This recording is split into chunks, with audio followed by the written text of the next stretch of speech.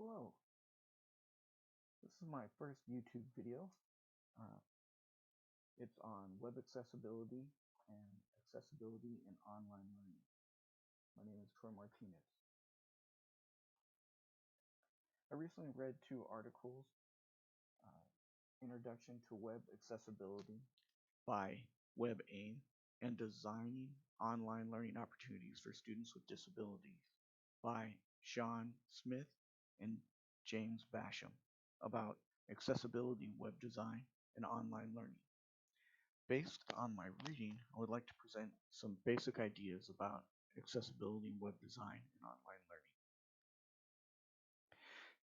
Technology's promise.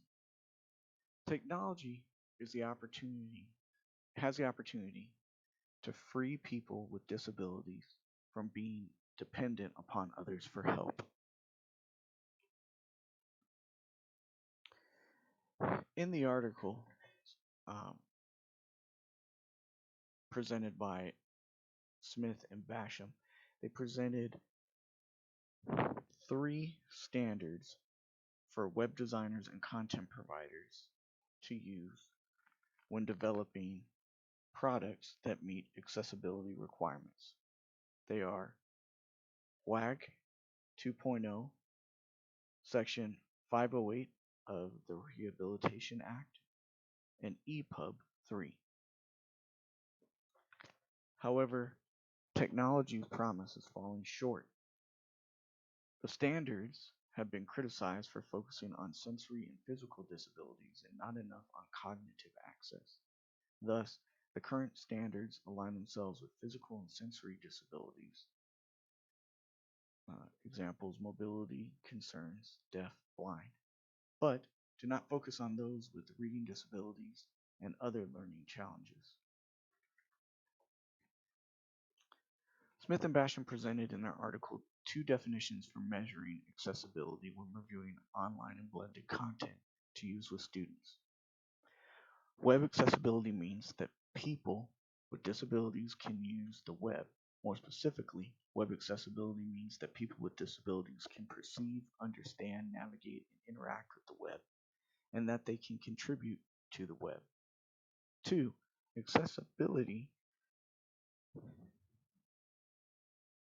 Technology is accessible if it can be used as effectively by people with disabilities as by people without.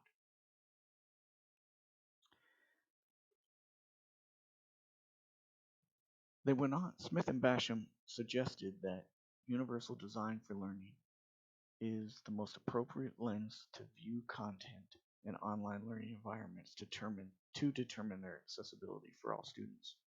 Amanda Moran provides us with a quick overview of UDL.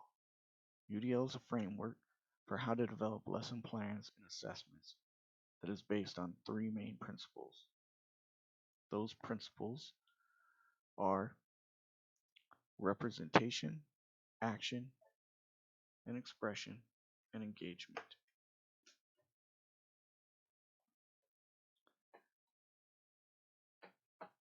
Smith and Basham also presented a new tool.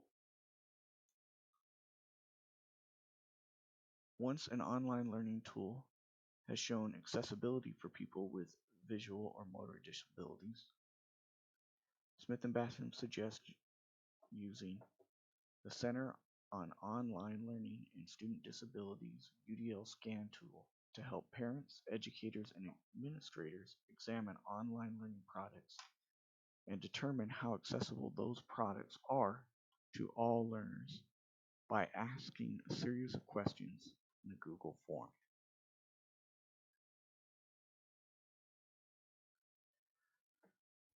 In my own practice, I work with my purchasing department to make sure all equipment and IFT is Section 508 compliant. I also work with my special services and educational services division to make sure all curriculum is accessible to all students.